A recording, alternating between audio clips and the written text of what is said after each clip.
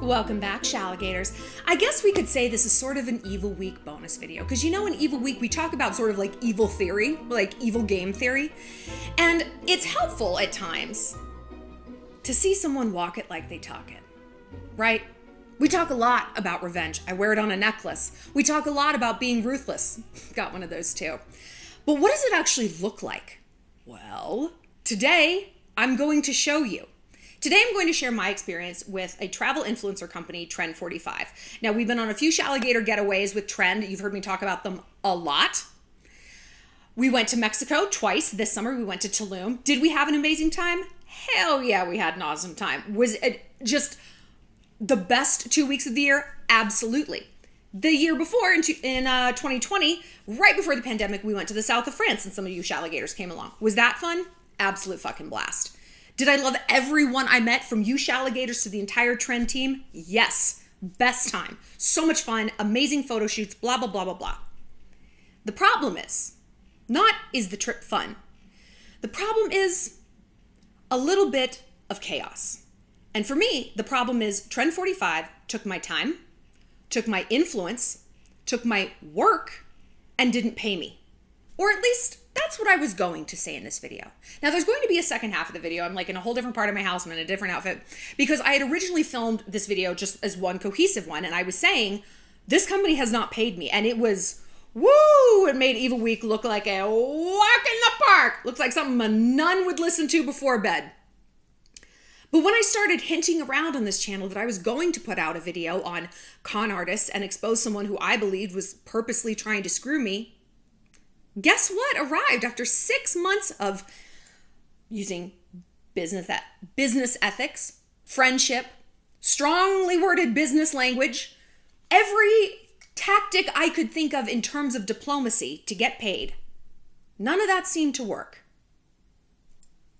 But once I started making threats, my money arrived. And a lot of people told me, because they've been hearing about this saga for 6 months, and just to put it in perspective, the average time you should be paid by a vendor if you're an influencer or a freelancer or a graphic designer or anything is 30 to 60 days. 30 to 60 days. Anything after that, you do actually qualify for a lawsuit. Per a law called Freelance Isn't Free, there's actually a class action lawsuit going on against L'Officiel. It's this French fashion magazine because they don't pay their freelancers on time. And so they rounded up like 25 of them and they're taking them to court because this just isn't how business is done. If it didn't take you 6 months to deliver the work, shouldn't take 6 months to pay you. But people said, Shallon, hey, just let it go. Don't put more energy. Don't keep bleeding energy towards this thing. And that's true. And that would be the easy thing to do. Probably what my therapist would have recommended had I even told her. But then I thought, what about the people who would cross paths with this company and they don't have this card to play? They don't have a YouTube channel. They don't have clout. They don't have fame. They don't have an audience. If they are screwed over or not paid on time, they're screaming into a void. What are they going to do? Leave a Yelp review? Who cares? That's why I'm doing this video. What the fuck kind of alpha female would I be if I didn't walk it like I talk it in terms of not just pack leading, pack building? This to me is pack building. If you're an influencer considering working with Trend45, I'm going to tell you the real deal as I experience it. My experience isn't set into stone. It's not like it's fact to me, but it's not the fact of everyone's experience. I do know, however, I am the only influencer they have worked with on these trips to my knowledge, but I feel like I would know. So I think my experience is fairly valuable. And if you're considering going on a Trend45 trip, I can tell you what to expect. The good, the bad, and the ugly. Again, per the experiences of the other girls on this trip. And don't worry, ladies, if you're on the trip, I'm not going to name names. I ain't going to blow up anybody's spot. So the second half of the video, we are going to go back to because I'm offering tips and strategies on how to spot a con artist. Because look, con artists come in a ton of different forms, right? Most commonly what we encounter is a fuckboy, a romantic, emotional con artist. But sometimes we can encounter them in business, in investments. And this is the thing, they come from all different angles, so it's really hard to know. But they employ the exact same tactics, whether they're asking for your money, your body, your time, your influence, it doesn't matter. So I'm giving you a really good blueprint for how to spot them and what we can do to shut them down, because there are ways. So that's going to be kind of interesting. But first, I do want to share my experience with Trend. And like I said, this is just my experience. I'm not saying don't go on a Trend45 trip. If you go, you'll have an awesome time. You will. Will it be a little chaotic though? Yeah. Do you want to go travel internationally? The next trip is to North Africa. Do you want to go with a company that doesn't have $4,000 in the bank account to pay the only person who keeps their company profitable? So here's been my experience with Trend45, most recently with the trips to Tulum. Was it fun? Yeah. Was it chaotic? Yes. The trouble started when I left for that trip without a contract. In this business, you gotta have a contract. And I mean, every business, you gotta have a contract. Now you're probably thinking to yourself, Shallon, okay, wait a minute. You didn't have a contract, so why would you have expected to get paid? That's a good question. That's a very good question. And that's the question Trend45 asked me when I did ask to get paid. I take a long time to negotiate a contract, right? I have lawyers, I have managers, I have a lot of different eyes that need to get on that thing that I trust, people who I pay a lot of money to make sure my interests are protected. More importantly, your interests are protected when it's something that involves you guys, which these trips did. So I asked for the contract. Remy dragged his feet getting it to me. Finally, he gets me a contract, I think 4 or 5 days before the trip was scheduled to start, before I was scheduled to be in Mexico. And I said, is this the final draft I can sign? I have all of this in an email. No, I'm not going to post it because who cares? Is this a final draft to sign? No response. I do not believe that that was an accident. I believe that that was an intentional dragging this out, non-response, so that I didn't have time to have my team look over it. Why? Because he knew I was going to go anyway. He knew there was no way in hell I was going to let you guys down, and I wouldn't. I don't care if that trip would have cost me double what I was supposed to make. I don't care if I got so sick I had a doctor come to my villa, which is exactly what happened. I still don't know what I had, but anyway. I was going to go, and I did go, and I fulfilled all the duties outlined in that contract in good faith. And that is something that is adjudicatable, is able to be adjudicated. Like in a court of law, that would hold up. I fulfilled my end of the bargain. The trouble started when I asked to get paid. Now look, the trouble started a little bit before then. Namely, when you guys who were on the trip started telling me about your experience with your premium bookings. Now, I had no involvement in the booking. I didn't know that there were premium bookings. It's like, look, I show up, I do my thing, I promote this, I show up, that's it. But girls were telling me that they had paid for an upgraded premium package, which included their own private villa. Instead, they were sharing a room, not 1, not 2, not 3, but 4 other girls. Now, every girl who said this to me said the same thing.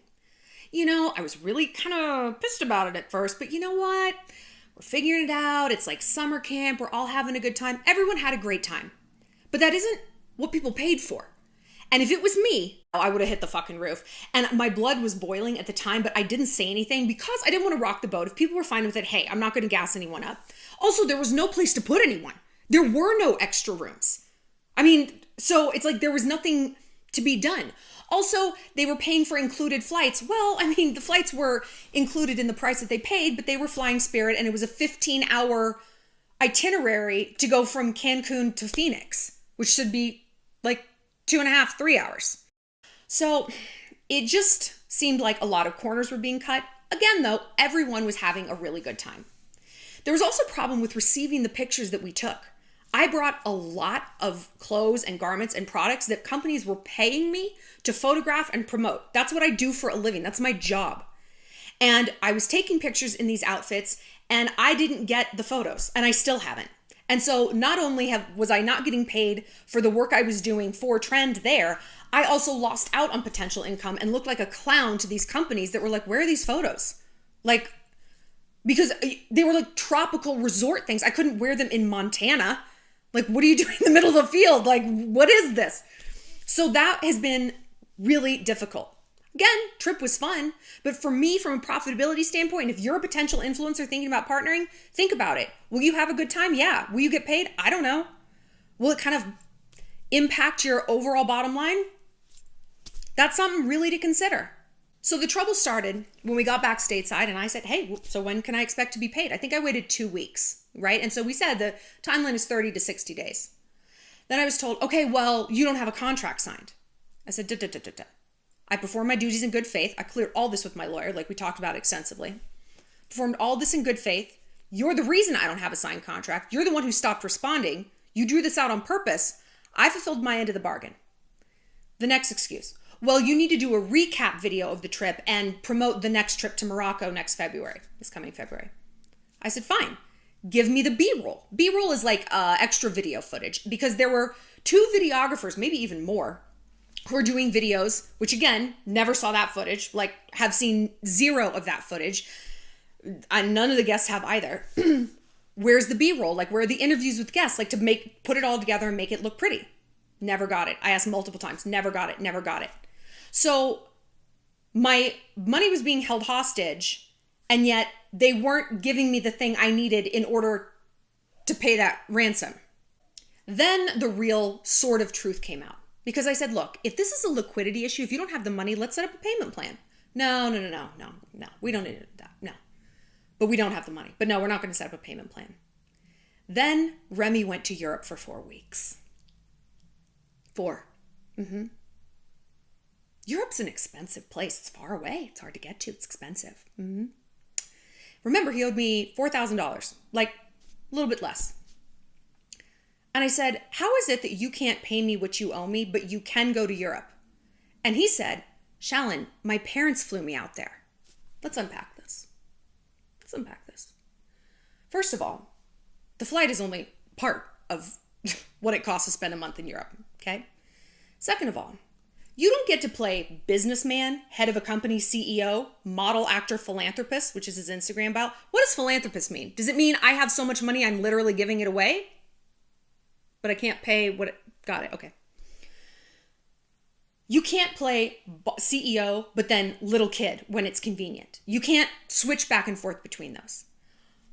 If it was my company and I really cared about the viability of this company in the future, my reputation as the CEO of a company, and doing right by the only person who can sell your trips. Everyone on these trips are my fans. Everyone.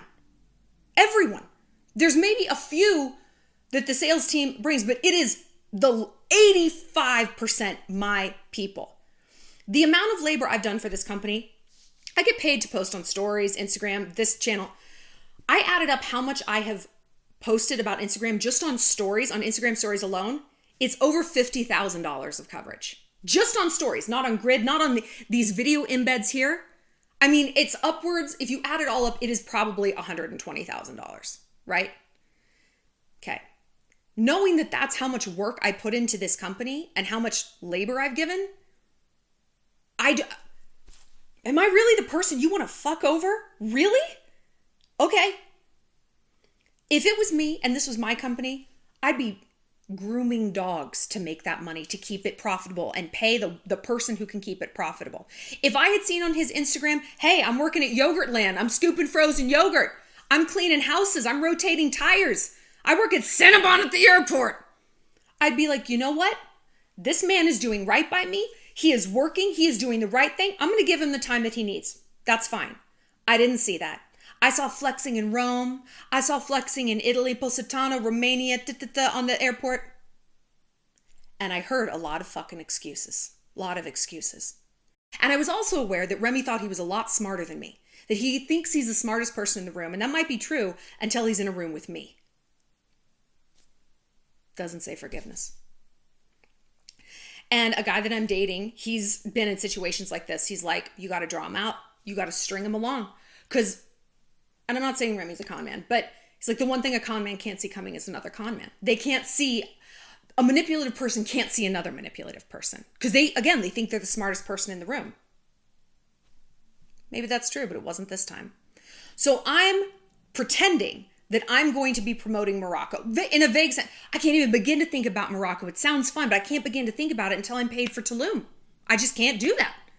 Think of the audacity of telling someone, hey, all this work you've done, $100,000 worth of work, not even counting the work that you do on these trips. It's a lot. It's hectic, and I talk to you guys. It's amazing. I love it, but it's a lot, you know? Imagine saying like, we're not going to give you what we owe you until you do more work for us. That's literally indentured servitude. That's indentured servitude. Like, that's been outlawed in Europe since like the 1600s. Like, what am I, a serf? Working the land? Come on. So now I was getting mad. Now I was getting mad. But the last straw was when the person I was dealing with at the company, who, again, I love everyone at this company. And I don't think anybody involved in this company but Remy had any control over this entire situation. I don't. Not for a second. Not for a second. This is, if you're the boss, heavy is the head, right? Heavy is the head that wears the crown. But when I was talking to someone at the company and they're like, well, we need to sell more tickets to Morocco before we can pay you. Is there a term for that? Is there? When you need new money to pay old debts? I found it very unnerving that a company was not liquid enough to pay me. At that point, it was like $1,700. Couldn't pay me that, but was talking about taking people to Africa. Again, if you're signed up to go, you're going to have a blast. You're going to have a blast. It's going to be fine. I don't want to go, and I don't want to promote it, and I don't want to be involved at all. Not at all. Okay? Not at all. But what clinched it, what put this whole thing into motion, because this is not a fun video for me to do. It's not. This is painful. Because I did consider Remy and I friends, and I consider myself still friends with the entire Trend team, and I'm sure that will be affected. But like, friends wouldn't do this to me.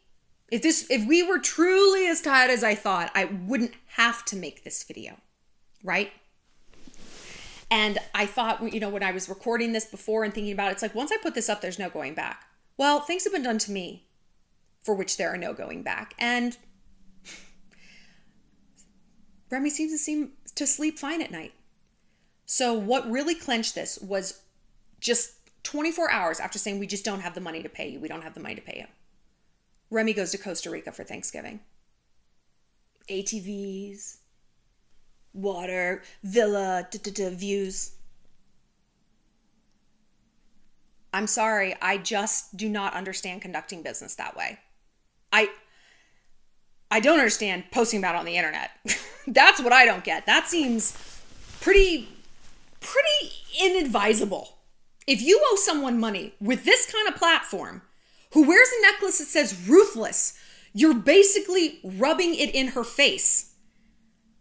And you're calling her bluff. Also inadvisable. So that's been my experience. At times it was incredibly positive, so much fun. I mean, and I'm so thankful I went on those trips to Tulum, and I'm friends with you guys. Like, we're legitimately friends. Like, we all still talk, and like, I'm going to visit some of you guys, and it's just, I love it, But I need to be partnering with a company that is fiscally solvent, incredibly squared away and corporate. I mean, honestly, like, when you're talking about planning a trip, you want a lot of rules, a lot of insurance and all this stuff. So I partner with TROVA Trip, and all they do is influencer trips, and they do hundreds a year. I think 4 months ago, they had already booked 350 trips for 2022. So they do tons, and they are so corporate. I know the day of the week I'm getting paid. I know exactly what time we're getting picked up from the airport. It's very, very squared away. And that's great, because then you can just relax. The logistics are taken care of. We can have so much fun. So if you're going on those trips, I'm so excited. And, we're bringing our own photographers. And that was a huge draw with Trend, is like, it's a big photography based thing. It's great for influencers. And if you go, you're going to have a great time taking photos. Again, are you going to get all the photos? I don't know. So if you're thinking about going on a Trend trip, just some food for thought. It's also a little food for thought if you run a company or brand, you're thinking about fucking over Shallon Lester or anyone here in the Shallontourage. It's not how I'd play it. And I mentioned in the video we did yesterday that I was going to post this video on Pearl Harbor Day, December 7th, 1941. I love war, and I'm especially fascinated by World War II. And I thought, what a fantastic day to post this, because one of my favorite quotes throughout history ever was from Admiral Yamamoto. He commanded the Japanese Navy that ordered the raids on Pearl Harbor on December 7th, 1941. And he said, I fear that all we have done is to awaken a sleeping giant and fill him with a terrible resolve. I love that. All you do sometimes is awaken a sleeping giant. Because we say around here, we don't start fights, but we'll finish them. So without further ado, we will pivot to different me with different hair and different makeup, talking about cons, fuckboys, and all that good stuff to give you guys some practical real world tips on spotting people like that and how to shut them down. So how can we make ourselves con proof? Number one, require proof. Con artists thrive on assumptions, right? Con artists thrive on you being like, it'll be fine. It's fine. It's a confidence game. It preys on our basic human sort of soft spots of denial. Oh, Gladys, a 90% return on investment is completely reasonable. No, Gary, it's not. Denial, exceptionalism. They're not conning me. I'm really smart, okay? I could see a con coming a mile away. Everyone says that, but again, the con artist doesn't outsmart you, they outfeel you. You look at the things that happen to our friends ensnared with a fuckboy and you're like, oh my God. And then you look at the things you've let a fuckboy do to you. Is it really so different? No, because they're not appealing to your brain. They're appealing to your heart. And if it's a fuckboy, occasionally your vagina. I totally get it. So what does proof even mean, right? Well, look at the situation you're in. In hindsight, I would have been like, let me talk to other influencers you've worked with. Proof would have been a contract. Hey, if I don't have a contract 60 days before the event, I cannot go. This requires foresight on my part and it requires foresight on yours. So even if you're not entangled with a con artist and you're telling yourself you never will be, just in case. The way we have car insurance and health insurance and fire insurance, consider this con insurance. Consurance. If you're having a roommate moved in, oh my God, they said they're never going to be here and they don't really have any stuff. And yeah, they have a cat that they want me to feed every once in a while. No big deal. Ask for some references. Ask for a pay stub to prove that they can actually pay this rent. Just because they've got a Louis bag, just because they've got that North Face, that doesn't mean anything. Ask for some proof. If you're dealing with someone where there's a bottleneck of information somewhere, that's a big red flag. Like a fuckboy. You can't meet his friends. You can't meet his family. Why? No, don't come up to my apartment. I'll come down there. What's up in your apartment? I'm sure it's just messy. Are you? Maybe he's got a girlfriend up there. Maybe he's got a boyfriend. You don't know. Oh, no, don't drop by my office. No, I'll meet you around the corner at Panera. Does he actually work there? People who have nothing to hide nothing. So if you're dealing with someone above board, they're not going to mind. They're going to like that you are asking tough questions. And that's number two. Ask some tough questions.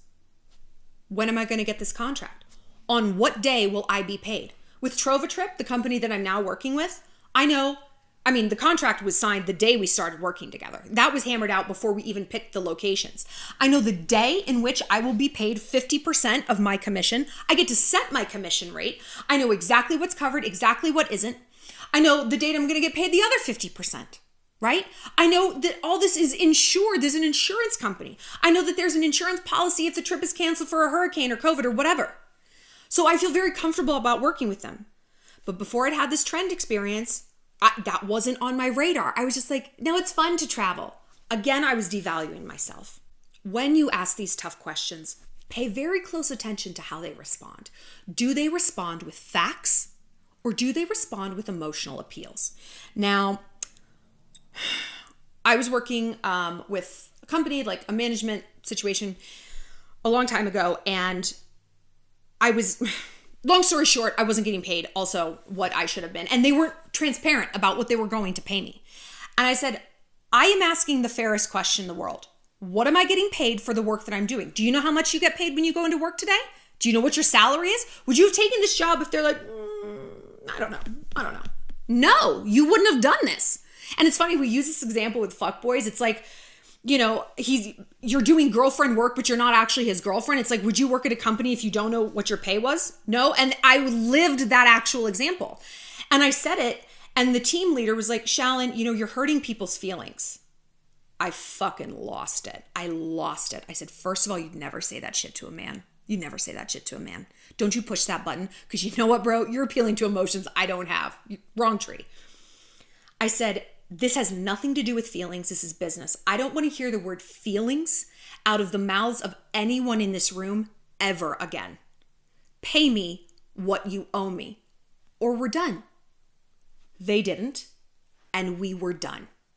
So there's an especially thick layer of shame over this Trend45 thing, because I felt like I should have learned this lesson. Like I've gone through this, and it's like, but those people weren't preying on my emotions. They weren't telling me they were my best friends. I'm your brother, you're my sister, Number 3, beware of the concept of getting your beak wet. Ooh. This is what con artists do. And I've listened to this podcast called The Queen of the Con. It's like this fake Irish woman who conned all these people. It's wild. But you listen to it and you're like, how did y'all believe that? But then you're like, it's the emotion. And he was the one who said they don't outsmart you, they outfeel you. It's so smart. So listen to it. But he said getting your beak wet, like this chick, to convince everyone that she was so rich, so that when she borrowed money, everyone was like, well, of course she'll pay us back. She's so rich. She would take people out to these really expensive dinners, paid for, little did they know, with money she'd conned out of other people, right? And so she would take people out to these crazy rich dinners and whatever. And the guy's like, then she asked to borrow like $4,000. I mean, she ended up stealing like $100,000. So this was like nothing. And she paid it back the next day. That engenders more trust, confidence that this is a trustworthy person. Well, then I wasn't afraid to give her $20,000 because she'd pay me back so easily the other time. Only she didn't pay back the $20,000 or the $50,000 or the $70,000, right? So beware that they're giving you a little to prove that they're trustworthy. Let's put this in terms of love. A fuckboy, he'll take you on one date. He'll have one amazing, deep conversation. Tell me about your family. Yeah, right? And then you're forever chasing that high. It was good. It used to be so good. How can we get back there? There really wasn't ever a there to get back to. It was a hologram. It was a pop-up shop. That's all that was. That was intended to sow the seeds of trustworthiness. And then sunk cost bias kicks in. I've already invested, I already like him. I'm just going to keep hanging out with him. Well, I know next time I see him, I'm sure he'll take me out. He told me he will. Well, he was tired, so I just went over there. It's fine. We just had an adult sleepover. It's no big deal. We'll go out next weekend, I'm sure. Sound familiar? That's a con artist. Replace love with money, same thing. Same shit, different day. Something that will kill a con artist's power over you is objectivity. If you can disconnect from your own ego, and that's what it is doing this, that's what it is, right? If you can pull back and look at this objectively and be like, what would I tell a friend about this scenario? And then next step, tell a friend.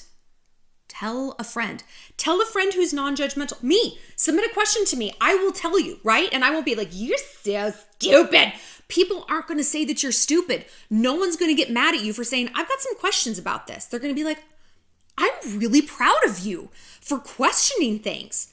Because if you're the kind of person where someone is preying on your heart, your empathy, your connection, I bet your friends have watched you get conned by a fuckboy, by a job, by a roommate before. And I bet they're waiting for you to be like, I'm a little skeptical. Skepticism is the root of science. It's the root of scientific discovery. I'm going to challenge those findings. I want this peer reviewed. That's norm in society. Not with the vaccine, but you know what I mean. That's how that works. That's how we make scientific breakthroughs, okay? So we need to take that approach in our own life and not be like, I'm a bad person for asking questions. Am I a bad person for asking questions? Scientists don't say that. They're like, I'm a good scientist for asking questions. You guys are the bad scientists for blindly accepting what Dr. Fauci is telling you. You're the bad scientists for doing whatever, right? It's the smart people who ask questions, not the dummies. People who are healthy enough in their own ego that they can be wrong. They can say, you know what? I went down this path, but I'm going to turn around. Think about someone driving down an actual wrong way, like they made a wrong turn on a road trip. Would you be like, no, they're smart. They just kept going. Now we ended up in Canada. We were trying to go to Baja, but it's fine. It's fine. They didn't want to ask questions. No. At some point, you got to be like, I've invested enough time down this road. I got to just turn the fuck around. It's annoying, but it's worth than going one more mile. Next, this is the big one. Look at the potential emotional getaway car. What is this opportunity that is so good you cannot even hear that something might be wrong or fishy about it? What is it? What dream is it selling you on, right? And for some, it's very cut and dry. It's money. You see people who get conned. It's like, well, you know, we sunk our whole life savings into this because then we thought we could retire sooner and I could go fishing all day, blah, blah, blah. We could send our kid to college. We could pay off our credit card debt. For me, it was, I have ascended to a level where I'm traveling all the time. This was especially enticing for me because I no longer worked at Star and I was no longer getting invited on press trips where people would pay to send me to Aruba or Ibiza or wherever. Ibiza. So I thought, oh my God, this is, comes that point in the video where my joints can't take it, where it was like, you know, this is the thing I've been wanting. I've been wanting a chance to travel, not only travel for free, even though it wasn't free. I was paying for a lot of my own shit, but I will get paid to travel. And I thought, now I've ascended to a whole different level. And in terms of this career, which I'm very unsure about, I'm very new to, I could be a travel influencer. Oh my God, this is just the beginning. I could leverage this to be like, see, look how I covered this trip. And I have done that. So that dream was not false, but it was born of, I don't want to say desperation, but more like, this is what I've been praying for. And it's tough because, I mean, good things do come along when we manifest them or pray for them or hope for them or work for them. And so you can't look at every opportunity as, is it a con? But you can look at things with a healthy degree of skepticism, a very healthy degree of, how could I have done better on this? What could I have learned? This is the same thing with fuckboys, right? I have to make this work. He has to save me from my stagnant career. The fact that I'm in debt, he's rich, he can bail me out of this, right? The fact that my parents keep asking when I'm gonna get married, he's gotta marry me. There's always some emotional getaway car that we're looking for when we latch onto a toxic situation. There's something it's going to save us from. What is that? The next step? Ask yourself about the fallout if it doesn't happen. If this turns out to be a con, so step back, whether it's the fuckboy or the too good to be true roommate who's just never gonna be here. Yeah, it's because she's setting up a meth lab and she's gonna let it go and leave. What's gonna happen if this doesn't work? Look at the realities. Okay, maybe it's I lose all this money. Well, what does that mean? Well, that means I've got to explain to my family where my trust fund went. Okay, who's going to be mad? My dad. My dad's going to be mad. Okay, I'm not saying that the fallouts are non-existent. They're probably very real, you know? But that doesn't mean you should keep going further. Ask yourself, if this turns out to be a con, will I be glad that I was in it 6 months and 1 day, or just 6 months? Will I be glad I stopped today, or will I be glad I let it go on for a few more weeks, maybe a few more months? If this fuckboy actually doesn't love you, if he's sleeping with half of Bozeman, would you rather know that now? Or would you rather know it 6 months from now, after you've taken Plan B 11 times? Be real with yourself. Be brave with yourself. Be brave enough to say, okay. The thing that keeps us silent about con artists and fuckboys is the shame. It's the embarrassment. So let's go back to the car of people who judge. Who do you think is going to judge you? One of my friends is also an influencer and she went through a con artist situation, not this one, but she's like, please don't tell my brother. Please don't tell my brother. Like, I got all the money back. Just please don't tell him. I'm like, I would never tell him, like, whatever. But like, it just goes to show we're so embarrassed. Listen to me, my loves. Con artists, they don't outsmart you. They outfeel you. They outfeel you. That's why it's called a confidence game. That's what con stands for. Confidence game. They like the game of, I bet I can get them to believe me. They like the game of the confidence you have in them. That's what it means. But they're not preying on your mind, they're preying on your heart. Don't fuckboys do this? That's why when we see our friends entangled with a fuckboy, we're like, oh my God, Chelsea, you can't come up to his apartment? What are you telling yourself? It's not that they're dumb. It's this dude has got a hold of their heart and that overrides the mind. It's called confirmation bias.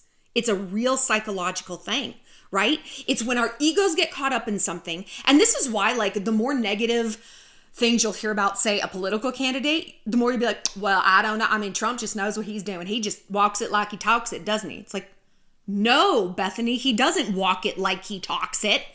He doesn't do, I'm telling you the opposite. Well, he walks it like he talks it. You're like, okay, here we go. It's confirmation bias.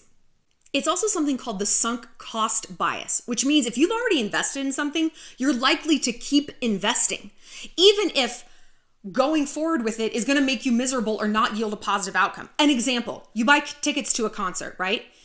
The day comes, you don't want to go, it's raining, it's far, you don't feel good, you're hungover, but you're like, I have to go, I bought the tickets. You've already lost the money. Why would you lose the time also? And the money you're probably going to spend at the venue. Well, because I already paid into it. It's like, what? But we all do this. You hear about confidence games and people who got conned, and it's like, well, he lost our first 10,000 and then I wrote him a check for 20. And you're like, what? I did this with Trend when it came to our trip to the south of France in 2019. I wasn't paid my rate. I wasn't paid what I was worth, and I was ashamed about it because I knew I should have negotiated higher, I should have fought for myself, or I should have simply not gone. But at the time, I was like, well, what can it hurt? Like, oh, well, like, it's not like I'm losing out on anything.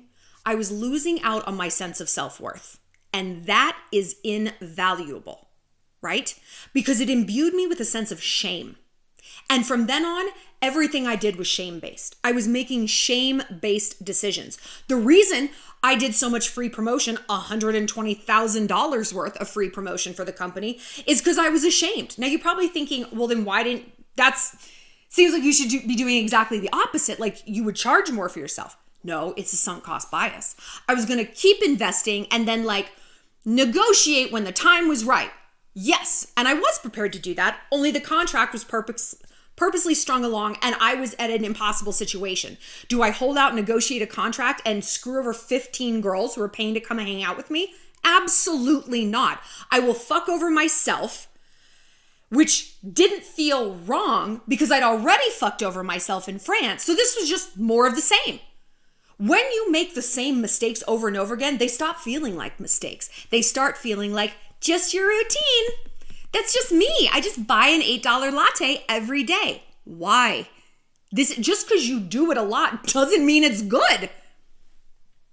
That's confirmation bias. That's sunk cost bias. That's shame. That's the patriarchy. That's us chronically undervaluing ourselves.